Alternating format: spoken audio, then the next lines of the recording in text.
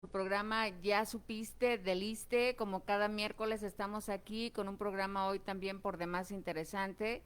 Recuerde que seguimos en contingencia, no dejamos de hablar en cada miércoles del COVID-19, coronavirus. Así que quédate en casa, hashtag quédate en casa. Si usted está ahí, ojalá nos pueda estar viendo, estar al pendiente de esta transmisión. Si no tiene nada a qué salir, por favor no salga. Ya hemos visto que se han incrementado el número de casos, que se ha incrementado también desafortunadamente el número de muertes. Así que créalo, por favor. De verdad esto es en serio. Algunas personas siguen diciendo que no creen eso, que es un invento. Por favor, no. Eso es real. A nosotros nos ha tocado ver cómo compañeros, compañeras se han infectado, conocidos, de diferentes lugares y la verdad, créalo, es cierto. Por favor, tome sus precauciones, use su cubrebocas. Eh, pues yo no tengo, de repente me pongo estos lentes justamente para eso. Recuerda, el contagio es vía ojos, nariz y boca. Y el otro día me decían también que incluso con las manos, ¿no? Porque a final de cuentas es donde podemos traer también el virus. Pero bueno, de verdad, hashtag quédate en casa, no salga, salga lo indispensable, vaya a la calle lo menos que tenga que, a lo que tenga que ir. Si tiene a sus familiares ya adultos mayores, vayan ustedes por ellos, pero solamente de ida y vuelta y solo una persona. Recordemos que de verdad esto existe y pues nos toca cuidarnos a cada uno de nosotros. O sea, las autoridades, claro que nos están ayudando, las autoridades en salud, pero la responsabilidad es nuestra. He visto a personas que de repente están ya en algunos lugares como haciendo fiestas, haciendo reuniones, según ellos como escondiéndose de que no los vayan a ver porque si no los pueden sancionar o hacer lo que se tenga que hacer. Pero no se trata de eso, no se trata de hacernos tontos solos. A final de cuentas nosotros tenemos la responsabilidad de cuidarnos y pues ojalá y así sea el caso de todos los que en este momento nos están viendo o escuchando. Quiero decirles que el día de hoy tenemos un programa muy importante porque a través de sus inbox nos han hecho mención que quieren saber sobre cáncer de próstata. Y es por eso que el día de hoy invitamos al doctor Luis Manuel Álvarez Tobar, quien es especialista en la materia. Él es médico urólogo y nos hablará justamente de este tema. Desde este momento les decimos, hombres, mujeres, por favor, mándenos sus inquietudes, mándenoslo a través de Facebook, Iste Jalisco, Marilú García Com Social.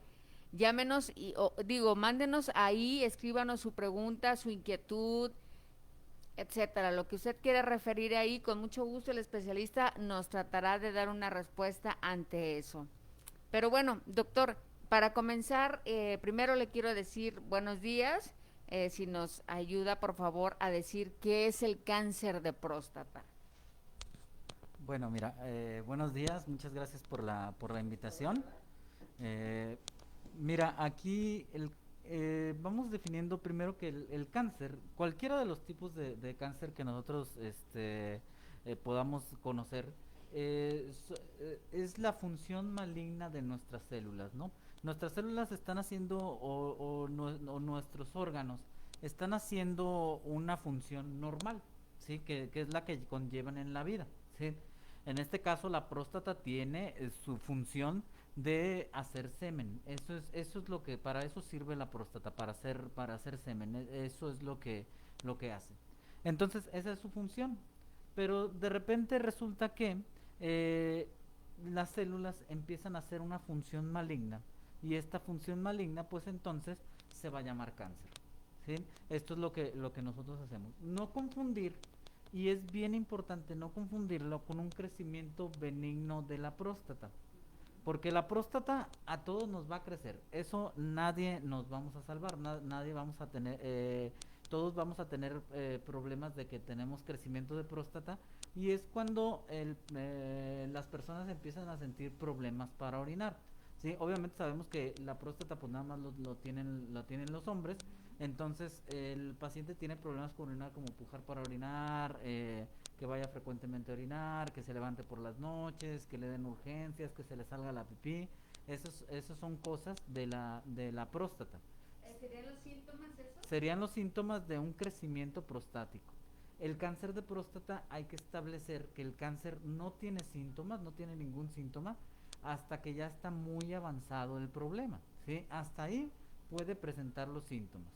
Y una cosa bien importante es que las dos enfermedades pueden coexistir, es decir, se puede tener la próstata grande y que nos esté causando problemas, que nos tape para orinar, y se puede tener el cáncer al mismo tiempo. O también se puede ser que el paciente no tenga síntomas pero tenga cáncer. O al revés, que el paciente tenga síntomas y no tenga ningún cáncer. Pero pueden coexistir las dos cosas. Pero aquí lo importante y lo que se debe de recalcar es que el cáncer no da síntomas, por sí solo el cáncer no da síntomas hasta que ya está muy avanzada la enfermedad. Ok, pudiéramos hablar también de los factores de riesgo. ¿Cuáles son esas causas por las que un hombre puede padecer cáncer de próstata? Bueno, mira, esta pregunta es muy importante. Los hombres normalmente no tienen un factor de riesgo. No hay algo que yo te diga, ¿sabes qué? Esta es la asociación directa del cáncer de próstata. No hay ninguna asociación directa. Ni siquiera el tabaco, que es el que tiene mucha asociación con todos los demás cánceres, con el de próstata no se le ha encontrado tanta asociación, ¿sí? Entonces, aquí prácticamente es por ser hombre, pues, porque nada más los hombres tenemos próstata, entonces por ser hombre vamos a tener un riesgo de cáncer de próstata. Y esto es lo que la mayoría de la gente no lo entiende. Es decir, tu propia genética te va a hacer que tengas un riesgo de un 13% de tener cáncer de próstata. Es decir, cualquier hombre va a tener un Ya tiene un 13% de riesgo. 13%, desde que nace ya tiene un 13% de Exactamente, probabilidades. exactamente. Esas son nuestras probabilidades de tener un cáncer de próstata. Se asocia mucho que con la vitamina A, con el ejercicio, evitando el síndrome metabólico, evitar la obesidad, la diabetes, la hipertensión, pero realmente no hay una asociación bien definida. Es decir, ahorita claramente lo único que tenemos es que es genético, ¿sí? Y otra cosa que es bien importante, el que tenga familiares con cáncer de próstata, eso va a aumentar tu riesgo. Si tú tienes un familiar directo, es decir, un hermano o tu papá, que tengan cáncer de próstata, entonces el riesgo ya no es de 13%, ya es de 26%. Ese es el riesgo de las personas. Y si se tienen más de dos familiares con cáncer de próstata, el riesgo crece a un 50%.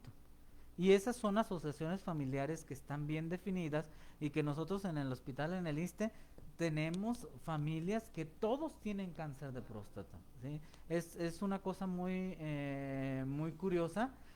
Bueno, ahorita lo cuento uno como anécdota, realmente ver a estos pacientes pues es difícil, pero tenemos una familia que todos, abuelos, papás, tíos, y ellos se habían muerto de cáncer de próstata y desgraciadamente con una herencia familiar tan pronta, mueren muy jóvenes porque ellos normalmente la familia moría entre los 50 y los 60 años. No, pues súper jóvenes, O sea, entonces. es muy joven, estaban muy jóvenes y esta es una asociación, como ves, para darte el ejemplo de que la genética es lo que más pesa aquí en el cáncer de próstata.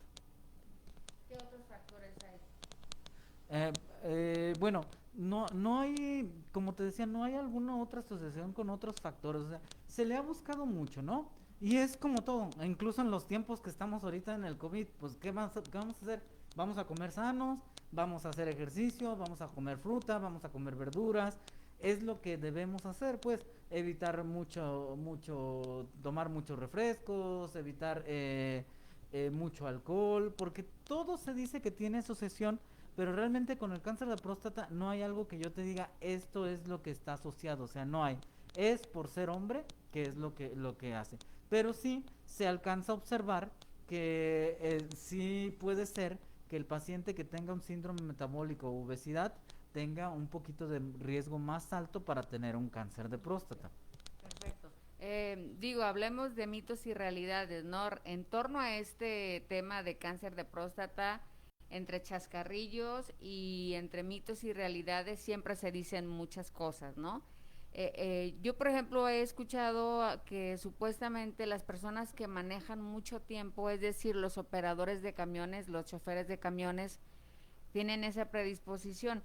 Lo comento pues justamente porque en uno de los inbox que nos enviaron donde pedían que habláramos de este tema, decía mi papá es chofer y hace trayectos muy largos de aquí a Tijuana, etcétera, etcétera, ¿no? Entonces decía que ella tenía conocimiento que el estar muchas horas sentado con la misma posición, manejando, ¿eso es un mito o es una realidad? Bueno, sí tiene que ver con la próstata, pero no tiene que ver con el cáncer de próstata, ¿sí? Las personas que están mucho tiempo sentados, y nos pasa mucho que, por ejemplo, tengo muchos pacientes ciclistas, motociclistas, ellos son los que más todavía, por tener la silla del asiento de la bicicleta o de la moto, lo tienen precisamente pegado ahí a la próstata. La próstata se encuentra entre el ano y los testículos, en una parte que se llama periné. Ahí en el periné, dentro del periné está la próstata. Entonces, con este tipo de trabajos, las personas que montan mucho a caballo, entonces esto da un golpeteo en el periné, va a dar un golpeteo. Entonces la sucesión más que nada es de una inflamación de la próstata. Esos hacen prostatitis, ¿sí? Pero no está relacionado con que una persona que tenga prostatitis tenga cáncer, pero sí es muy común que vayan a hacer prostatitis, inflamaciones de la próstata, y me llegan pacientes que es muy raro ver una infección de la próstata, una infección así aguda, fuerte de la próstata, es muy raro verlo, pero normalmente ellos son los que la desarrollan. Los ciclistas, los motociclistas, los choferes, ellos son los que desarrollan este tipo de problemas. Por estar sentados y también porque está todo el tiempo sentado, pues obviamente también va a estar en esa área del periné, y es lo que está sucediendo, pues. Entonces no es tanto que vaya a desarrollar cáncer de próstata, sino que van a desarrollar una inflamación de la próstata que se llama prostatitis. Esa sí tiene una asociación con el estar mucho tiempo sentado, pero no con el cáncer de próstata. Ya escuchó, porque dijo que iba a estar viendo el programa, que, bueno, puede tener prostatitis, pero no exactamente cáncer de próstata, así que por favor un alivio. De todas maneras, más vale que nos diga las indicaciones el doctor, cada cuánto se deben de ir a revisar al médico o por qué. Bueno, muy bien. Esto es importante. Entonces, mira, nosotros quedamos que hay una asociación de 13% de todos los hombres, del 25% de un familiar directo, y el 50% de dos o más familiares directos es el 50%. Es decir, si tú tienes una familia de cuatro hombres, uno tendrá cáncer con un riesgo bajo. A lo mejor ninguno tiene cáncer de próstata, pero ya con un familiar uno va a tener cáncer de próstata, y con dos familiares dos van a tener cáncer de próstata, ¿no? Y bueno, aquí hay otra cosa que es bien importante. Mira, la revisión. ¿Cuándo se hace la revisión? Ah, tenemos muchas especulaciones en esto de las revisiones, y de hecho hay ahorita un pleito entre las asociaciones europeas y las americanas, porque los europeos están diciendo que ya se revise hasta los 55 años, y los americanos están diciendo que a partir de los 50 años, ¿sí? Eso es lo que estamos ahorita debatiendo. ¿Qué pasa aquí? Mira, el cáncer de próstata normalmente va a dar arriba de los 65 años. Esa es la edad donde se dan la mayoría de los cánceres de próstata, ¿sí? Y normalmente, si ya un cáncer de próstata lo descubrimos después de los 65 o incluso después de los 70 años, se comportan ya de manera mucho menos cruel. Su manera es una manera, no es indolente, pues sí hay que cuidarlo, pero normalmente cuando la gente se muere no se mueren de eso, ¿sí? Obviamente, como todo, hay sus excepciones, ¿sí? nosotros tenemos pacientes, por ejemplo, de 80 años que me dicen, no, pues tiene cáncer de próstata, y pues sabes que de eso no se va a morir, o sea, no se va a morir de cáncer de próstata muy seguramente, porque a los 80 años si descubren cáncer de próstata, solamente se mueren el 2 o 3% de cáncer de próstata. Los demás se la llevan muy bien y están muy bien controlados, ¿sí? Aquí entonces, ¿Una vez al año? sí, pero ¿por qué nos vamos a checar nosotros? Pues nos vamos a checar porque el problema es que el cáncer de próstata, si se descubre temprano, ahí sí son súper agresivos. Y si una persona de 50 años los descubrimos con cáncer de próstata, se va a morir el 99%. O sea, ¿En etapa tardía o en etapa temprana? en etapa temprana, con la pura edad, si no hacemos nada, si no descubrimos rápido, el 99% se mueren con cáncer de próstata. Entonces, aunque solamente a los 50 años se descubra del 1 al 3% de todos los cánceres de próstata, ¿sí? Porque es bajo el porcentaje, pero por esta razón de que es muy letal a esta edad, por eso es que nosotros lo revisamos, ¿sí? Por eso es que la revisión se hace desde los 50 a los 60 años, se hace cada año, es lo que vamos a hacer. No porque sea la mayor parte de los cánceres de próstata, sabemos que vamos a encontrar pocos, pero esos pocos les vamos a poder salvar la vida. Sí, eso es lo importante. No es que la mayoría vayan a tener cáncer de próstata a esa edad, no la tienen, ¿sí? Pero a esos pocos les vamos a salvar la vida. Entonces por eso necesitamos cada año.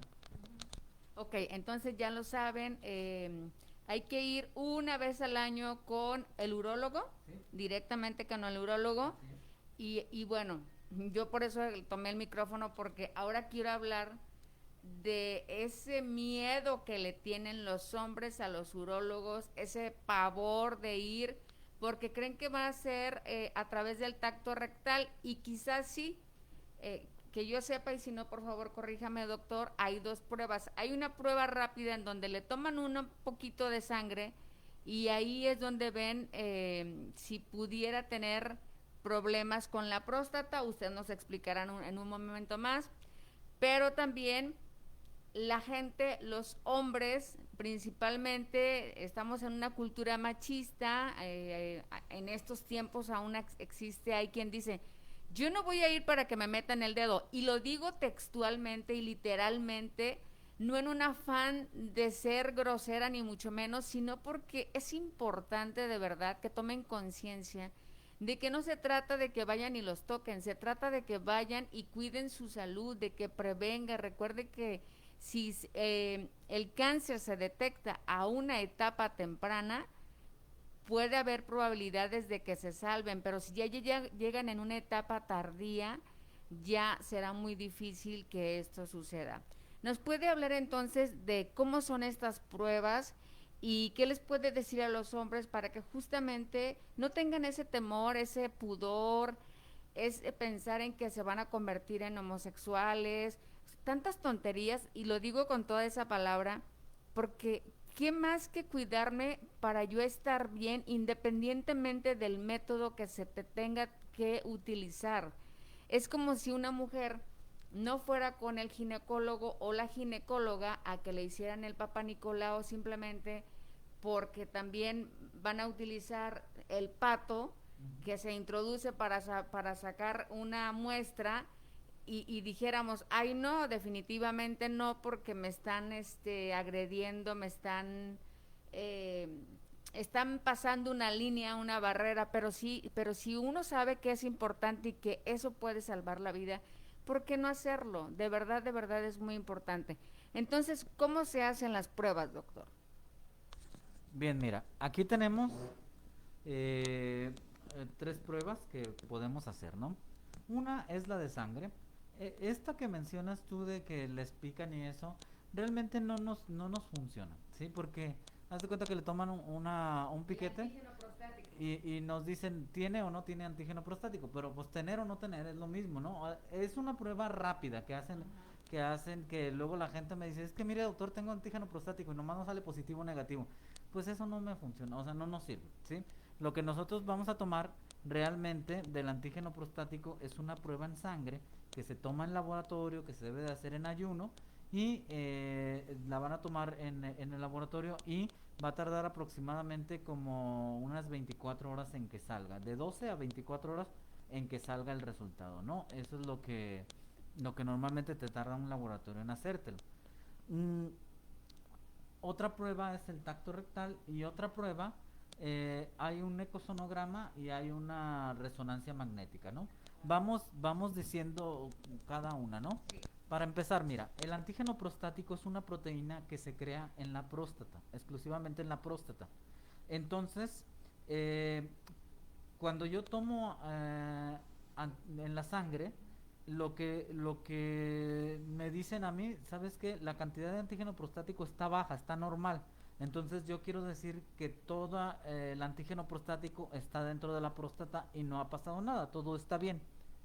Cuando me toman sangre y se elevó el antígeno prostático, quiere decir que hubo algo que hizo que se rompieran las células de la próstata, se saliera el antígeno prostático de ahí y llegara a la sangre y en la sangre se elevara.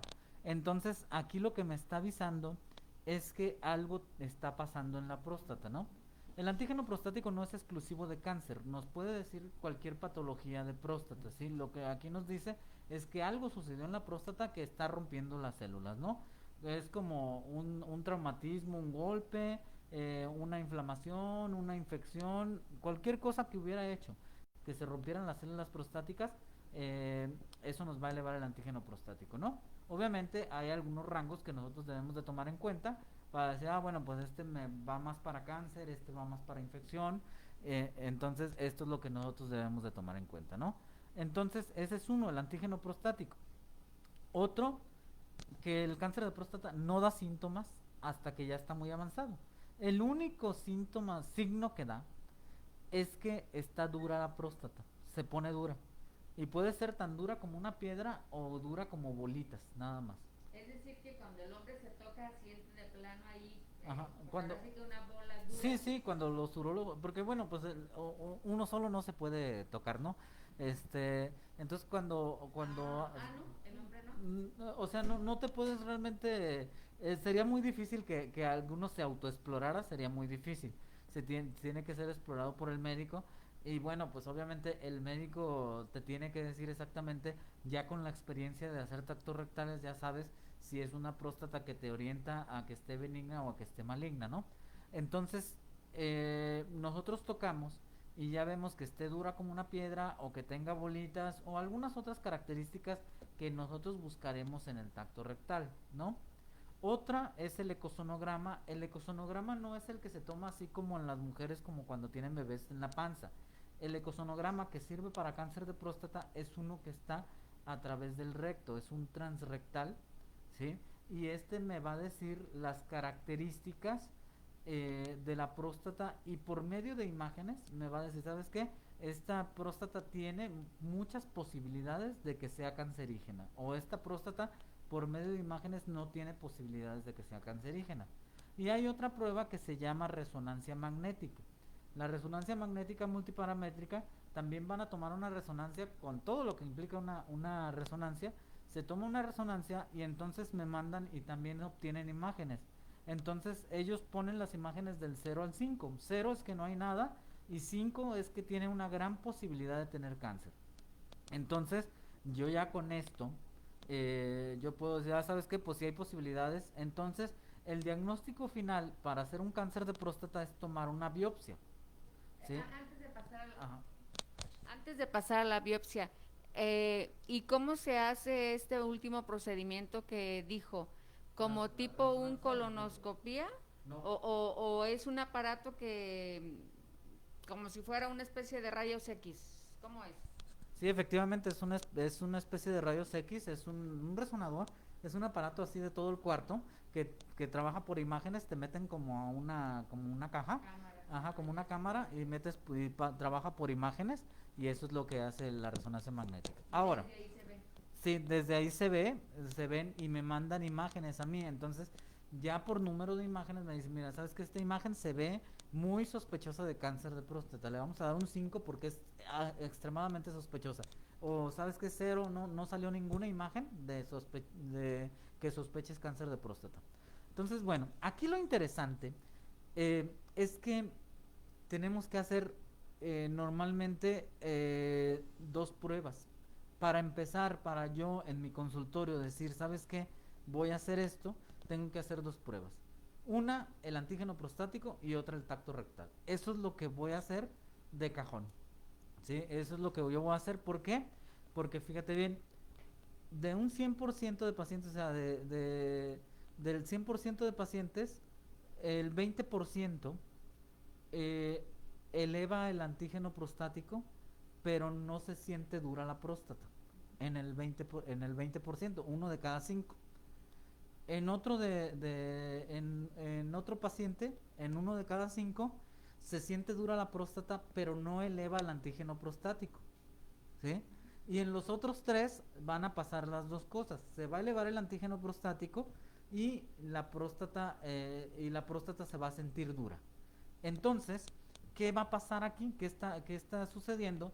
Pues que si yo no hago un tacto rectal, yo puedo perderme me puedo perder de un paciente. Uno de cada cinco no lo voy a diagnosticar porque no estoy haciendo adecuadamente la exploración. Entonces, por eso es bien importante hacer una exploración. O sea, a todo paciente que llega se le va a hacer una exploración. Obviamente, pues siempre va a tratar uno de ser muy sutil con esto, ¿sí? Pero es bien importante hacer una exploración en todos los pacientes. Okay.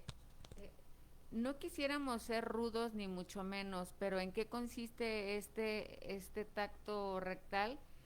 Y lo digo justamente así para que con todas las palabras, con todas sus palabras, el hombre sepa de lo que se trata e insisto, no crean otras cosas que no son y que eso impida que vayan y prevengan un cáncer de próstata. Sin ser tan explícitos, pero sí de alguna manera que sepan de lo que se trata y bueno, saber que esto podría salvar su vida en un momento dado, que es lo más importante, que es por lo que se está haciendo este programa. Quizás algunas cosas podrían sonar morbosas, quizás, como esta pregunta que estoy haciendo, pero de verdad que ya son algunas personas las que nos han hablado de este tema, de que quieren que se quiten esos tabúes, de que quieren saber exactamente qué es lo que sucede, que regularmente no hablamos del tema y que es importante que si no lo está viendo el esposo, la esposa quizás sí, y si lo están viendo los hombres, ojalá también, y que no se vayan con la finta de a veces incluso tonterías que impiden, insisto, en que vayan con un urólogo. Bien, bueno, mira, obviamente para hacer un tacto rectal, pues debe uno de tener, de hacer un ambiente mucho más cómodo, ¿no? No es lo mismo que, y yo siempre le digo a mis alumnos que están en la lista, afortunadamente, pues yo tengo ahí ya 10 años de médico adscrito en el liste, y yo normalmente les pido pues que tengan mucha privacidad con los pacientes, pues, o sea, tengan bastante privacidad con los pacientes porque bueno, pues no es lo mismo que te digan, ¿sabes qué?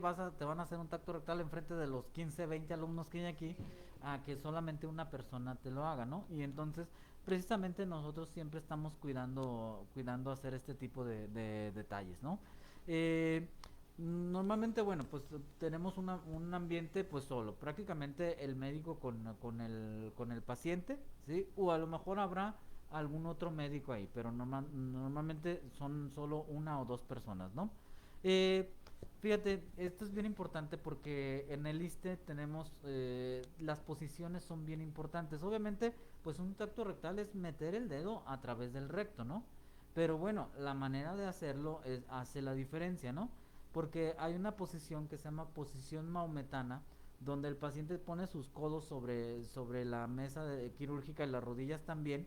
Entonces realmente esto provoca mucha pena, o sea, le provoca Sí. bastante pena al paciente y realmente pues no la utilizamos porque la verdad es que no está bien hecho, se sienten muy agredidos los pacientes. Luego después está otra que se llama posición fetal, que la posición fetal pues es de lado y también se utiliza para hacer el tacto rectal. No es tan incómoda para el paciente, pero sí es un poco incómoda para la exploración de nosotros, ¿sí? O sea, sí, por la posición donde se pone, es difícil que nosotros empecemos a hacer el tacto en esta manera. Entonces lo que hacemos nosotros es que el paciente se pone de boca arriba, recoge sus piernas, junta sus talones y abre sus rodillas, ¿sí? Entonces eso nos permite hacer una exploración adecuada, ¿sí? Normalmente nos vamos a tardar entre 20 y 30 segundos en hacer el tacto rectal. Sí, es muy rápido, no es que lo hagamos que tarde mucho ni nada, es muy rápido que hagamos el tacto rectal y entonces ya con eso ya puede obtener uno información si realmente vemos que la próstata tiende a ser cancerígena o no tienda a ser cancerígena la próstata. ¿Es cuando usted ahí ve lo de la piedra o...? Exactamente, es cuando vemos si la piedra está endurada, si tiene bolitas, si está fija, si duele, si no duele. Eso es lo que nosotros vamos a tomar en cuenta para determinar si nos lleva hacia un cáncer de próstata o hacia otra patología. Cuando llega ya un paciente, un hombre con usted, regularmente, ¿qué refiere? ¿Qué síntomas o signos trae ya? Porque la mayoría, creo, según se dice, algunos sí tienen la conciencia y van cada año a hacerse su estudio, pero ya la gente que llega regularmente, ¿qué signos o síntomas presenta?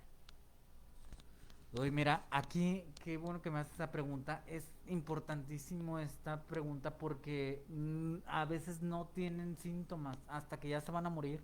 De verdad es que es así de impresionante. Mira, sí la mayoría van a desarrollar alguno que otro síntoma, pero aquí lo más importante, te voy a poner un ejemplo. Mira, normalmente se dice que el antígeno prostático es hasta 0,4 o 0,5 es la medida normal, ¿sí? Pero nosotros tenemos como anécdota, mira, tenemos un paciente que llegó al hospital, llegó a urgencias ese paciente, porque él era carpintero. Y entonces, cuando él era carpintero y lo que pasó es que se agachó una vez y se pegó en el filito de la mesa, se pegó en la frente, pero lo sorprendente es que se fracturó, o sea, se le hizo un agujero. Entonces, pues obviamente este tipo de fracturas se llaman fracturas patológicas. Cuando no debió de haber pasado una fractura y te fracturaste, esas se llaman fracturas patológicas, ¿sí? Entonces, esta fue una fractura patológica, llegaron al hospital, lo vieron, y le sacaron todos los exámenes y tenía 3000 de antígeno prostático. O sea, no tenía 4 5 no tenía 10 20 tenía 3000 el paciente. ¿Cuál es lo normal? Hasta 5. Y él tenía 3000. ¿Sí? O sea, era un mundo. El antígeno prostático en este caso ya nos habla de actividad. Él tenía una actividad acelerada, muy acelerada. Y entonces ya nosotros fuimos a platicar con él y él dice, doctor, yo nunca sentí nada. O sea, yo nomás desde hace como 4 meses me siento un poco cansado, un poco agitado, pero no sentí nada más. Entonces, así tal cual, es que no sé si a veces no pueden sentir ningún síntoma con el cáncer de próstata. Por eso es importantísimo que vayamos a checarlos. Y otra, bueno, es que normalmente los pacientes cuando tienen síntomas, pues llegan con cansancio, con dolor de cabeza, con mucha fatiga, con hipertensión, porque puede causar muchos síntomas, pues, pero, eh, como te digo, o sea, ya realmente cuando ya causa síntomas el cáncer de próstata, es que ya está muy avanzado. Okay. Digamos que qué porcentaje llega ya con este cáncer avanzado, con esta enfermedad avanzada. ¿La mayoría? No, mira, fíjate que actualmente muy pocos. Afortunadamente, pues bueno, se ha creado la conciencia de que cuando menos el paciente se toma un antígeno prostático y ya cuando ya están en etapas avanzadas, pues obviamente el antígeno prostático va a estar elevado, ¿sí? O sea, antes de que sientan síntomas y eso, eh, ya tienen el antígeno prostático elevado, entonces nosotros decimos, ¿sabes qué? Tú tienes posibilidad de tener cáncer y ahí los podemos agarrar en esa etapa. ya no es tan común que lleguen pacientes ya con metástasis, que ya sea una enfermedad que ya no podamos hacer nada. Realmente ahora ya llegan muy pocos. Anteriormente, como no teníamos estudios, porque el antígeno prostático empezó hasta el 80, hasta los 80. Anteriormente, cuando no se tenían estudios, pues el paciente llegaba y sabrá, sí, intacto todo, pero sabrá Dios que tenga. Y entonces todos todos los tipos de cánceres te daban finalmente los mismos problemas, ¿sí? Entonces, ahora afortunadamente ya no llegan en esta etapa los cánceres de próstata, aunque sí hemos visto pacientes que lleguen así.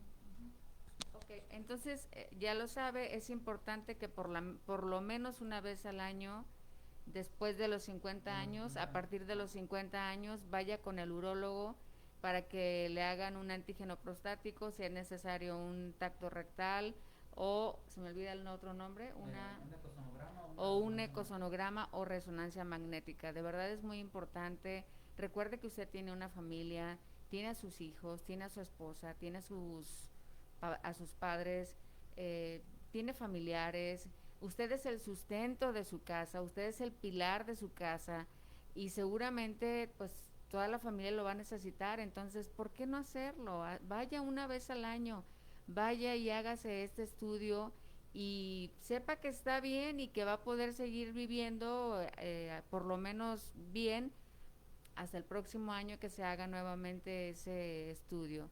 Es muy importante, de verdad, muchísima gente, ya lo dice el doctor que ahora es menos y que bueno, me da mucho gusto, pero hay gente que ya va, se presenta cuando realmente ya no hay nada que hacer, simplemente porque le dio pena, porque le dio pudor, o porque tiene tantas ocupaciones, a veces eso sucede también, ¿no? Tenemos el trabajo, tenemos cosas que hacer en la casa, los amigos, le damos y le invertimos mucho tiempo a otras cosas y a veces a nuestra salud no, cuando realmente es lo más importante porque de ella dependemos. Supongamos, doctor, que, ok, ya hablamos de lo que se tiene que hacer, el antígeno prostático, etcétera, etcétera, ya se habló de los factores de riesgo y bueno, caigamos en que pues ya tengo cáncer de próstata. ¿Cuál es el tratamiento? ¿Qué sigue? ¿Qué dicen los pacientes también y qué tienen que hacer? Bien, mira, finalmente el cáncer de próstata se diagnostica con una biopsia. Es decir, yo todos los estudios de los que hablamos me van a hacer sospechar de cáncer de próstata, pero finalmente los vamos a mandar a hacer una biopsia y en la biopsia se va a tomar una muestra del tejido y entonces el patólogo ya me va a decir, ¿sabes qué? Si es cáncer de próstata o no es cáncer de próstata, ¿no? De la muestra de patología, a mí me van a decir, vamos a decirlo burdamente, porque hay clasificaciones, ¿no? Y me van a decir, ¿sabes qué tiene? Este paciente es de un cáncer leve, uno moderado o muy severo, ¿no? Para que se entienda así. Entonces, ya sobre de eso, yo voy a tomar mis consideraciones para ver qué tratamiento le vamos a dar en base a diferentes consideraciones. Uno es la edad del paciente, otro es el antígeno prostático, hasta qué tanto está donde lo agarramos, ¿sí? Donde nosotros pudimos ver al paciente. Otra, que vamos a hacer estudios de extensión. Vamos a tomar una tomografía o vamos a tomar un estudio de los huesos que se llama gamagrama óseo y ese me va a decir si no hay metástasis o si no está regado hacia los huesos, ¿no? Hacia los huesos o hacia cualquier parte del cuerpo. Entonces, bueno, ¿qué va a pasar? Después de estudiar todo esto, yo voy a saber qué es lo que debo de hacer, ¿no? ¿Qué tratamiento le voy a dar al paciente? ¿Y cuáles son? Bueno, mira, si el paciente, digamos que es un paciente de 60 años con un cáncer de próstata, con un antígeno prostático bajito, que salió, que está todo encapsulado, o sea, que es decir, que no tiene problemas, metástasis ni nada, eh, bueno, lo principal, pues más que nada es que el paciente a cualquier edad que no tenga metástasis, ¿sí? Si son pacientes jóvenes que aguanten la cirugía, los vamos a poder operar, ¿sí? Se les opera, se quita la próstata, se quitan las vesículas seminales, se quitan unos ganglios, ¿sí? Y eso es lo que se hace de la cirugía. ¿Sí? ¿Qué ocurre cuando se quita la próstata? Digo, estamos tratando de ser muy abiertos. Si a una mujer le quitan la matriz, pues ya se ha hablado de eso y ya será otro tema, ¿no? Pero en el caso del hombre, ¿qué sucede también? Digo, son cosas que regularmente no se dicen y que a veces se tiene la inquietud o simplemente el desconocimiento. Bien, mira, no tiene nada que ver el quitar la próstata, no tiene nada que ver con la función sexual, ¿sí? No es, no debería de influir con la función sexual. El paciente normalmente va a tener su deseo sexual normal, debería de tenerlo, ¿sí? Lo que pasa aquí es que como dijimos que la próstata crea el semen, entonces si nosotros la quitamos, pues va a dejar de eyacular. Inmediatamente ya no eyacula el paciente, ¿no? Otra cosa es que con el cáncer de próstata, la cirugía de cáncer de próstata, esta sí, la cirugía del cáncer de próstata, esta sí tiene un riesgo de disfunción eréctil muy elevado, más o menos entre un 50 y 70% tiene el riesgo de disfunción eréctil, ¿sí? Esta, la de cáncer, cuando operamos porque la próstata está grande y está tapando para orinar, esa, su riesgo de disfunción eréctil es extremadamente bajo, pero la de cáncer de próstata sí es un riesgo alto, ¿sí? Entonces aquí pueden ser estas dos cosas. ¿Qué pasa? Normalmente si es una cirugía que no tuvo complicaciones y que no lastimamos ningún nervio, pues lo único que va a tener es que va a dejar de eyacular, pero su deseo sexual va a estar normal y la erección puede que esté normal, ¿sí? Ahora, como te digo, En el ámbito sexual, ¿qué ocurre? nada, el paciente puede tener, seguir teniendo erecciones y puede seguir teniendo orgasmos sin eyaculación, ¿sí? O sea, es decir, sí, claro, el paciente me dice, ¿sabes qué, doctor? Yo siento que sí termino, o sea, yo tengo relaciones, siento que termino, pero no sale nada de semen. Pues es normal, le quitamos la próstata y le quitamos las vesículas seminales, que es donde se produce el semen. Entonces, el orgasmo o la eyaculación, pues va a ser nada más que una serie de contracciones rítmicas del piso pélvico, ¿sí? Entonces, el paciente las va a seguir teniendo, sigue teniendo su serie de eyaculación, de contracciones del piso pélvico, y él me dice, doctor, siento que termino, pero no sale nada. Pues efectivamente, no va a salir nada, no va a salir semen, pero el paciente debe de sentir que termina. Por eso pregunté, ¿eh? O sea, realmente por eso lo pregunté, porque una de las preguntas que nos hicieron justamente fue eso, y la que nos preguntó realmente fue la esposa, en uno de los mensajes que recibimos. Ella preocupada por la situación sexual y supongo, bueno, no sé su caso, pero justamente de eso se trataba y por eso la pregunta. Entonces, finalmente la función sexual continúa, el hecho de que no haya una.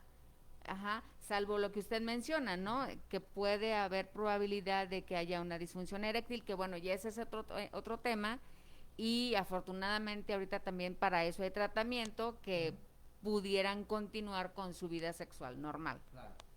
Sí, y es lo que se trata, pero recordemos que nosotros tenemos cirugías de cáncer. Entonces, cuando hay cirugía de cáncer, realmente uno no se fija qué le voy a quitar, qué le va a pasar al paciente. O sea, lo que te fijas es que esto está cancerígeno y lo tengo que quitar, ¿sí? O sea, realmente las cirugías de cáncer son muy radicales. Trata uno de buscar no lesionar los nervios que están en la próstata, que son los que dan la erección. Pero estos nervios que están en la próstata, que son los que dan la erección, a veces ya están tan pegados que no los puede uno quitar. Entonces dice uno, bueno, pues ni modo, pues, o sea, es la vida antes que la erección y eso, porque si uno no los quita, lo que va a suceder aquí es que pues al rato pues sí va a tener erección, pero pues no va a tener no va a tener vida, pues. O sea, luego va a volver el cáncer, ¿sí? Entonces, por eso es importante, pues nosotros vamos a quitar todo lo que tengamos que quitar. Y esto incluye un riesgo entonces de un 50-70% que tengan disfunción eréctil. Habrá disfunción eréctil leve, moderada o severa, y entonces ya nosotros veremos en la leve, moderada o severa qué tratamiento le vamos a dar, ¿no? Otra cosa que es importante, bueno, pues hay complicaciones dentro de la cirugía, que puede ser incontinencia urinaria o ruptura de varias cosas, ¿no? Que normalmente las complicaciones ya muy severas ya solo son del 1% de los pacientes, del 1 al 2% de los pacientes, una complicación severa, ¿no? Entonces, bueno, las existen, ¿no? Porque el lugar donde nosotros operamos, pues está muy fácil, dice uno, pues la próstata, pero realmente como está dentro de la pelvis es como un embudo y ya después se va haciendo difícil operar a los pacientes.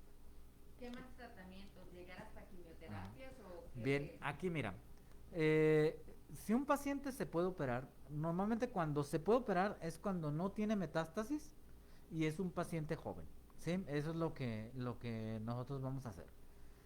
Otro es radioterapia. La radioterapia y la cirugía normalmente son para un tratamiento, yo estoy pensando en curar al paciente. No es que sea un tratamiento no curativo, son tratamientos curativos normalmente, aunque puede haber radioterapia paliativa que es ya nada más para que no me avance tanto el cáncer, ¿no? Pero normalmente podría pensar en que lo voy a curar con radioterapia y cirugía o incluso las dos combinadas se pueden hacer, ¿no? Si ya yo digo, ¿sabes qué? Este paciente ya no es un paciente candidato a cirugía porque ya está extendido el cáncer y ya no es tampoco candidato a radioterapia por la misma razón. Entonces vamos a empezar con algo que se llama hormonoterapia. La hormonoterapia es que el cáncer se alimenta de hormonas masculinas. Entonces lo que vamos a hacer es dar tratamiento para cortar las hormonas masculinas.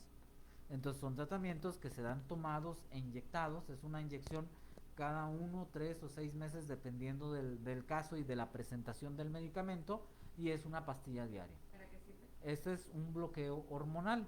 Le vamos a quitar las hormonas masculinas y entonces el cáncer ya no se va a alimentar de estas hormonas, entonces lo vamos a detener. No lo vamos a quitar, lo vamos a detener. Entonces, esto nos ayuda para que el paciente gane sobrevida. ¿Sí? O sea, realmente no lo vamos a detener, pero sí nos puede ayudar para que el paciente gane sobrevida. La literatura dice que entre 2 o 3 años de dar la hormonoterapia puede ser que ya no funcione. Realmente a veces hemos visto pacientes que duran hasta 7 u 8 años con la hormonoterapia y duran bien y están normal, están bien, no tienen otras complicaciones. ¿Ah? Aquí ya lo último es que cuando un paciente ya se nos escapa, que ya le hicimos todo, ya le hicimos una hormonoterapia y el paciente de todos modos sigue con antígenos prostáticos elevados porque es el que nos habla de la capacidad de extensión de la enfermedad, de actividad de la enfermedad.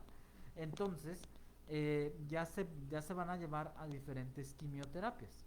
Sí, ahora son unas quimioterapias muy especializadas que se llaman terapias blanco, ¿sí? Y entonces prácticamente le dan al guión y la proteína que quieren darle, ¿sí? Pero son muy especializadas y Muy ya, específicos. sí, son muy específicos ahora con este tratamiento y se utilizan ya en pacientes que ya no están ya no están en condiciones y ya nos fallaron a todos los demás tratamientos. Ok. Aquí tenemos algunas preguntas por parte del auditorio que nos está viendo. Y bueno, algunas ya las ha contestado, ¿no? Adriana González dice que es el cáncer de próstata y qué causa el cáncer de próstata, ya lo mencionó usted. ¿Cuáles son los síntomas del cáncer de próstata? Pues también ya es algo que ya ha mencionado, eso lo dice Sonia Rivas. Sonia Rivas, sí. Pues síntomas dice que realmente es prácticamente asintomático, Así es. salvo el ¿Puede o no querer, tener? vamos a reiterar Ajá. ahí.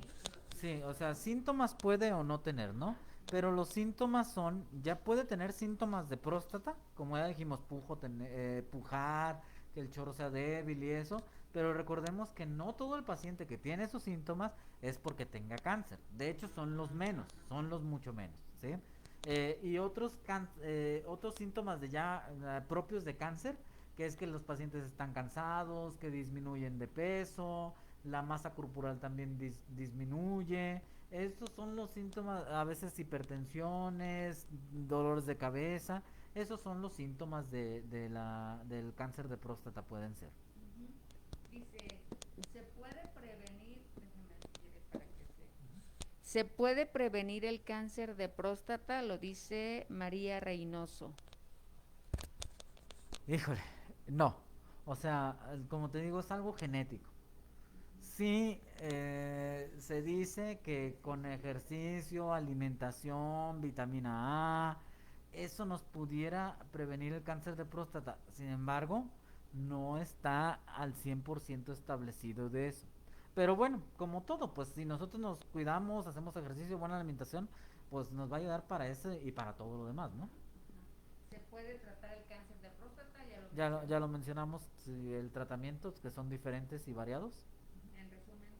En resumen es cirugía, es radioterapia, si está, si para pensando en que se va a curar el paciente. Si el paciente ya vemos que no se va a curar, le vamos a dar hormonoterapia, le vamos a cortar las hormonas masculinas, o incluso hay algunos pacientes, como te mencionaba, ya muy viejitos. O sea, yo tengo pacientes de 90 años que me dicen, doctor, le dio cáncer de próstata. Le digo, mira, de eso no se va a morir y ni les damos tratamiento, ni siquiera ningún tratamiento porque sabemos que en esas edades el cáncer es muy indolente y no les va a hacer mayor cosa, normalmente. Laura López dice, ¿puedo recibir tratamiento para el cáncer de próstata si no tengo seguro? De hecho, puede acudir a la Secretaría de Salud, ¿no? Al Hospital Soquipan o a algún otro lugar. Si no es derechohabiente del ISSSTE, si no es derechohabiente del IMSS y quizás no puede ir a un hospital particular, ¿me lo pudiera usted reafirmar si es así? A lo mejor algún esquema como Hospital de Soquipan o Hospital Civil. Sí, mira, lo que pasa es que, bueno, ya nos meteríamos en cuestiones de cómo se manejan las instituciones gubernamentales. Anteriormente, con el Seguro otro popular. seguro popular que tenían, sí les cubrían sus tratamientos. Ahora tengo entendido que con este nuevo seguro no están cubriendo los tratamientos. O sea, tú puedes acudir y te van a dar te van a dar tu consulta y te pueden hacer un diagnóstico, pero ya si requieres un tratamiento probablemente no te lo cubran hasta ahorita, porque dicen que probablemente ya a finales de año sí lo vayan a cubrir. No sé, pero yo hasta lo que sé en la actualidad es que en este momento no se está cubriendo, pero bueno, ojalá me equivoque y que ya estén cubriendo todo. Ok. Digo, no se trata de alarmar, ¿eh? Seguramente si usted acude a alguna instancia gubernamental, por supuesto que le van a dar el apoyo o le hace Secretaría de Salud Jalisco en un momento dado o alguna otra institución en donde seguramente si usted ya tiene el problema se le va a apoyar. Entonces, mientras no sepamos exactamente cómo queda el INSABI, pues no vamos a saber específicamente. Sí, lo que Desafortunadamente se pararon algunas cosas por la cuestión del coronavirus. El coronavirus nos ha absorbido todo. Entonces, si bien hay muchas cosas todavía en el tintero, no ha sido por falta de ganas o de iniciativa, sino que ahorita todo es coronavirus, ¿no? sí, exactamente ¿Quería todo. mencionar algo? Sí, todo está parado. Mira, también lo que sé es que, por ejemplo, hay instituciones como el Instituto de Cancerología donde acuden y creo que los canalizan con instituciones que les ayudan para comprar el medicamento. Y bueno, pues ya sabes que normalmente, afortunadamente, pues esas instituciones de este tipo de gobiernos tienen muchos benefactores. Entonces, tengo entendido que sí pueden encontrar ayuda porque realmente son caros, pues los tratamientos son caros, pero pues bueno, siempre se puede encontrar una manera, ¿no? Exactamente, a eso iba, o sea, no se preocupe, hay que acudir a alguna instancia, hay que acudir, es cierto, al Instituto Jalisciense de Cancerología, que está a un lado del Hospital Civil, si mal no Sí. recuerdo, y ahí usted puede llegar y, como bien lo dijo el doctor, hay fundaciones, hay benefactores que pueden en un momento dado ayudarlo, y así que no se preocupe por eso. Dice, ¿quién es? Claudia, Claudia González. Hay grupos de apoyo para los hombres con cáncer de próstata. Eso es muy importante, los grupos de apoyo mutuo, ¿no? Porque seguramente en ese momento se han de sentir muy mal, pero al saber que existen otras personas en sus mismas condiciones, puede que se sientan mejor. ¿Sabe usted si existen esos GAM? Fíjate que sí tengo algunos pacientes que han creado grupos de apoyo, ¿sí? La cosa es que, mira, el cáncer de próstata normalmente como no los hace sentirse tan mal y eso, y es algo que es importante que se me olvidó mencionar, es que es muy lento. O sea, es extremadamente lento y por eso no, ¿El desarrollo? el desarrollo es muy lento, entonces tampoco es que se sientan tan mal. Pero sí he visto algunos pacientes que tienen grupos de apoyo, sobre todo porque te digo, pues tiene una alta tasa de disfunción eréctil y es lo que más les pega Sí, a los hombres. háblenos de eso. Ajá. Bueno, mira, aquí lo que te menciono es que cuando cuando hay una disfunción eréctil, nosotros podemos, hay tres tipos de tratamiento. El primero son pastillas, sí, el famoso Cialis, Viagra, ese tipo de pastillas. Y normalmente el 60-70% de los pacientes que quedaron con disfunción eréctil después de la cirugía, con eso van a tener. Sí, con eso pueden tener. Luego después, si eso no sirve, hay inyecciones, que eso también va a ayudar como en el 20 a 30% de los pacientes. Y si ya de plano no hay ni siquiera inyecciones, se pueden poner prótesis penianas, ¿sí? Y eso, bueno, pues les va... Las prótesis penianas es unos aparatos, hay dos, hay unas que son hidráulicas y hay otras que son maleables, que se ponen dentro del pene. Y entonces las hidráulicas tienen un botoncito ahí, en el escroto, entonces se aprieta el escroto, sale el líquido y la bomba se infla. ¿Es ¿Sí? la bombita de Andrés No, García? no. No, es un dispositivo que va por dentro del pene, entonces ya nada más se infla y ya se ve el pene como que si tuviera erección, Erección. ¿sí? Y hay otra que es nada más es una válvula como de silicón. Bueno, no es válvula, pues es un aparato plástico que igual se mete dentro del pene, entonces este realmente cuando el paciente lo quiere utilizar, lo levanta y queda como erecto. Y si ya no lo quiere utilizar, pues lo va a bajar y lo va a moldear. ¿Sí? Estos son los tipos de prótesis penianas que se tienen en la actualidad. Híjole. Da gusto escuchar eso porque de verdad, alguna vez yo escuché a algún paciente, y mencionaba que su principal preocupación era esa, ¿no? Y ahí entre chascarrillo y no, alguien le comentaba, no te preocupes, te pones la bombita de Andrés García, ¿no? Que es no lo que usted está mencionando, pero a lo que quiero llegar es que realmente hay alternativas. Entonces, si es por eso, no se preocupen. ¿Cuáles son las probabilidades de que el cáncer se haya propagado más allá de mi próstata? De ser así, continúa siendo curable, sí es cierto, porque también podemos hablar de que hay cáncer de testículo y en el aparato reproductor masculino, ¿qué tipos de cáncer alrededor de la próstata existen también de los cuales por supuesto no hemos hablado? Bueno, recordemos que todo te puede dar cáncer, todo. Entonces, todo lo que está alrededor de la próstata, la uretra, que es el conducto urinario, ahí puede dar cáncer, la vejiga, cáncer de vesículas seminales, cáncer de recto, cáncer de huesos que están en la pelvis, cáncer de piel, cáncer de los músculos que están en la pelvis, o sea, todo puede dar cáncer, ¿no? En la pregunta de normalmente qué porcentaje de pacientes nos llegan hoy ya ya con metástasis y sin metástasis, eh, realmente no tengo bien el dato, pero realmente nos llegan un poquito de más pacientes, si acaso un 50-60% que ya no podemos operar, a un 40% que sí podemos operar todavía. Entonces, sí nos falta un poquito más hacer la insistencia y acudir cada año a revisión. La revisión es de los 50 a los 60 o 65 años, dependiendo de lo que uno lea. Eso es de cajón cada año. Y después de ahí va a ser cada 2 años. ¿Sí? Esa es la revisión como los vamos a hacer. A excepción de los familiares, los que te decía, los que tienen muchas familias, como la familia que nosotros teníamos, ellos desde los 40 años ya los estábamos revisando. Porque ellos muy probablemente iban a tener cáncer de próstata.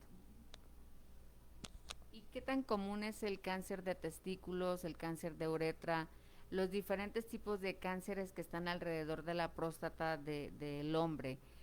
¿Cuál es el más habitual? Supongo que el de próstata, ¿verdad? Sí, el cáncer de próstata es el más común en hombres. ¿sí? Si solo decimos hombres, es el más común de todos los cánceres, ¿sí? Si decimos cuál es el más común en mujeres, pues obviamente está el de cervix y ahora pasó a ser el de mama. ¿Y cuál es el más común en los dos grupos? Pues es el cáncer de pulmón, ¿no? Esos son los cánceres más comunes, pero solamente en hombres es el cáncer de próstata. Aunque sí hay de testículo. Sí hay, el de testículo no es tan tan fácil de Severo. encontrar. No es tan fácil de encontrar, aunque sí se puede encontrar, sí, o sea, pero el cáncer de testículo, digo, no llega ni siquiera al 1% de los pacientes, no el cáncer de próstata que va a ser el 13% de los pacientes. Bueno, contestada la pregunta de Norma Ayala, ojalá y que le sirva entonces. Dice, necesito otras pruebas antes de decidir sobre el tratamiento. Jesús Arreola. ¿Necesita otras pruebas? Pues no, las que usted ya mencionó No, son las. ya, bueno, es que, bueno, ya serían casos muy específicos, ¿no? O sea, estamos dando un panorama general, pero ya hay casos muy, muy específicos donde ya dice uno, bueno, puedo pedirle este u otro estudio para para que, Reafirmar. para reafirmar, pues, ¿verdad? Y ver qué tratamiento va a ser el mejor, pero realmente no. Creo que Jesús Arriola es mi paciente. Ah, pues mire, dice, Un ¿debo saludo. consultar a otros médicos antes de decidir? No, no, Como segundas opiniones quiero bueno, pensar. puedes tomar tu segunda opinión con la que quieras, pero realmente mira, siempre me preguntan a mí, doctor, ¿cuál es el bueno? ¿Cuál es el doctor bueno? O a veces me dicen, ¿usted para dónde va? ¿Para criterios de operar o para operar o para tratarlos con medicamento? Yo lo que les menciono a todos los pacientes es que Depende. nosotros no le adivinamos, o sea, no le vamos a atinar, no vamos a decir, me gusta para esto, me gusta para esto otro. Nosotros tenemos criterios. En todas las enfermedades hay criterios. Y cada año, cada año salen de las asociaciones más importantes, que son la americana y la europea, salen una lista de criterios que nosotros debemos de leer y aprendernos. Entonces, en base a estos criterios, yo voy a decir, ¿sabes qué? Tú tienes este criterio y este criterio me dice que te voy a operar o este criterio me dice que te voy a dar nada más tratamiento, pero esto es en base a criterios. No es que si a mí me gusta o yo quiero o yo lo veo, no, o sea, todos son criterios y todos los médicos deberíamos actuar igual en base a los criterios. Ok. Jesús González, ¿qué riesgos o efectos secundarios tengo a raíz del cáncer de próstata? Bueno, aquí estamos hablando de que Ya si lo no se ha tiene. operado, si ya lo tiene pero no le hicieron nada y no ha tenido ningún tratamiento, pues obviamente va a ir disminuyendo su calidad de vida, ¿no? En todo lo que conlleva tener un cáncer, ¿no? Ya dijimos, primero baja de peso, baja de la masa muscular, baja de la fuerza y todo lo que va a conllevar a eso, ¿no? Si tiene tratamiento, si es el tratamiento hormonal, pues haz de cuenta que nosotros cuando hacemos un tratamiento hormonal es como que si le hacemos la menopausia, ¿sí? Porque vamos a cortar las hormonas masculinas, entonces va a ser como la menopausia. Entonces los pacientes tienen dolor de pecho, tienen sudoraciones, tienen escalofríos, todo lo que tenga una mujer en la menopausia lo van a tener ellos también. Wow. Eso es lo que Los bochornos. los bochornos, efectivamente. Ok. Dice Noela Angarica. ¿Cuáles son las probabilidades de que tenga problemas de incontinencia o impotencia? Bueno, de eso también ya ha hablado, no sé si quiere abundar un Bueno, poquito. la incontinencia urinaria se va a dar, primero puede ser en el 30% de los pacientes que tengan un problema de una prostatectomía radical, pero es en el 30%, pero normalmente en el primer año se les cura casi a todos y normalmente con incontinencia urinaria ya después del primer año van a quedar como el 3% de los pacientes. Ya depende del tipo de incontinencia urinaria que tenga, el tratamiento que se le pueda hacer para la incontinencia urinaria. Excelente. Dice, si estos efectos secundarios de los que hablaba son tratables, ocurren, son tratables. Sí se pueden tratar dependiendo de cada paciente. Hay pacientes que lo toleran muy bien y hay pacientes que no lo toleran muy bien. Entonces, dependiendo se pueden o no tratar. Joel Gutiérrez, Joel Gutiérrez ¿Qué debo hacer para prepararme para el tratamiento? Pues realmente nada más tener un buen estado de alimenticio y un buen estado de ánimo, Y porque buena actitud. la buena actitud es precisamente es lo que nos ayuda siempre con todos los pacientes. Ok. Ah, algunas ya están contestadas, por eso no las estoy leyendo. Dice, ¿qué probabilidades hay de que regrese mi cáncer? ¿Y cuál sería nuestro próximo paso si esto ocurre? Esto lo dice Daniel Sánchez. Bien, aquí lo que pasa es que tenemos que individualizar cada caso, o sea, no lo puedo yo decir, Generalizar. generalizar, sí pueden regresar los cánceres y en el cáncer de próstata es más común que regresen a que no regresen, sí, eso también es una realidad Realidad. que a pesar de todo lo que hagamos puede ser más común que regresen a que no regresen, pero hay que individualizar. Existen factores de riesgo que nosotros debemos de ver en unas tablas que tenemos para decirle, ¿sabes qué? Tú tienes tales posibilidades de que tu cáncer regrese o tienes tantas posibilidades de que no regrese, ¿verdad? Para empezar, normalmente nos empezamos con un 11%, o sea, aunque un paciente tenga todo para yo decir, ¿sabes qué? Te tengo que operar, estás en las mejores condiciones, tiene un 11% de posibilidades de que le vaya a volver el cáncer. Es decir, 1 de cada 10 le va a volver. Y de ahí para arriba son los que van a regresar. Ok. Carlos Castañeda dice, ¿puede sugerirme a un profesional de la salud mental que pueda consultar si empiezo a sentirme abrumado, deprimido, afligido? Ya lo habíamos comentado, existen los grupos de apoyo mutuo, será cuestión de incluso hasta googleando, ¿verdad? Sí, Se claro. puede ahí verificar grupos de apoyo mutuo en Guadalajara sobre personas con cáncer de próstata y seguramente iba a encontrar más de alguno. Sí, claro. Y profesionales de la salud, pues doctor, me gustaría que diera su nombre completo nuevamente y su número de celular, si tiene Face también que lo pudiera proporcionar para que si hay alguna persona interesada en asistir a una cita de este tipo, que no sea derechohabiente, él es médico del ISSSTE, pero por supuesto también tiene consulta privada. Sí. Ah, pues por favor, si nos hace el honor. Sí, mira, mis redes sociales nada más está como Luis Manuel Álvarez Tobar, ¿sí? Y mi teléfono es el 3312 41 72 48. Aquí me pueden hablar y ya consultamos y cualquier duda que tengan, con todo gusto se las puedo resolver. Vamos a repetir ese número de Ujú. celular por si no alcanzó a anotar Es nuevamente, el claro y fuerte. 33 12 41 72 48. Ok, tenemos una última pregunta. Tenemos más, pero ya algunas las ha contestado muy bien, o me refiero ampliamente, ¿no? Hay una persona que dice, Juan Pérez, dice, ¿cómo puedo hacer para ayudarme a manejar los efectos secundarios del cáncer de próstata? ¿Qué tiene que hacer? Híjole, bueno, es que aquí tendríamos que ver qué tipo de efectos secundarios y qué se los está causando, pues, ¿verdad? Aquí habría que ver si son causados por causas hormonales o fueron por la cirugía o depende qué es lo que le esté causando este tipo de efectos secundarios. Y a veces también será importante quizás asistir a algún apoyo psicológico, Claro, independientemente de los grupos de apoyo mutuo, sí, GAM. claro. Quizás sería conveniente en un momento dado, dependiendo de cómo se sienta este paciente, acudir con un psicólogo.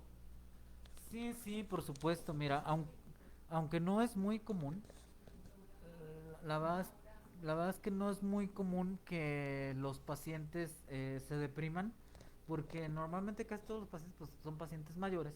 Entonces ya el paciente mayor ya como que lo toma como parte de su vida, ¿no? Como que dice, bueno, pues ya me tocaba, ya llegué a una etapa donde esto iba a suceder y pues me sucedió y ni modo. Y como dijimos, pues la actitud es la actitud, ¿no? Lo toman con mucha filosofía, me dicen, bueno, pues ya me tocó, ya tengo esta etapa de la vida, la estoy disfrutando, bueno, pues que sea lo mejor, lo voy a disfrutar lo mejor posible. A personas que sí lo toman con mucho resentimiento, que afortunadamente son los menos, pero pues si por ejemplo estamos hablando de efectos secundarios de cirugía o de tratamientos médicos, pues entonces sí tienen que buscar ayuda con un médico para ver en qué lo podemos ayudar, ¿sí? Si ya es un efecto psicológico, pues entonces sí un grupo de ayuda o hasta con un psicólogo. Muy bien. Pues la verdad es que ya se nos terminó el tiempo, el programa estuvo muy interesante.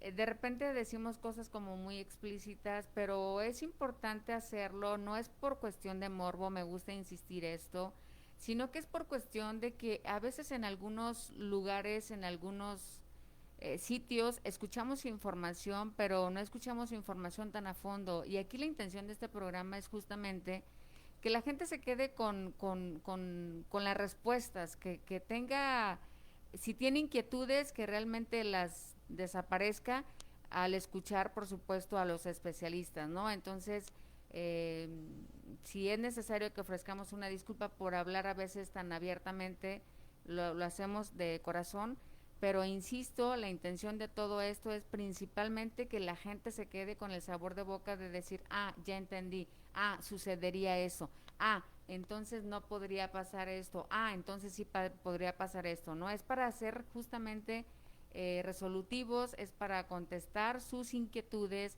que muchas de ellas incluso nos las habían mandado previamente y que realmente a veces incluso a la esposa le da miedo o pena preguntarle directamente al urólogo porque está el urólogo o porque está su propio esposo y a veces no se atreven.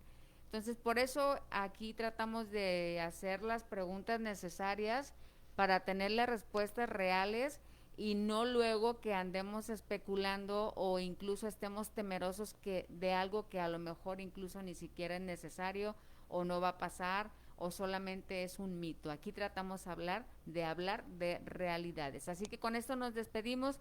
Muchísimas gracias, doctor.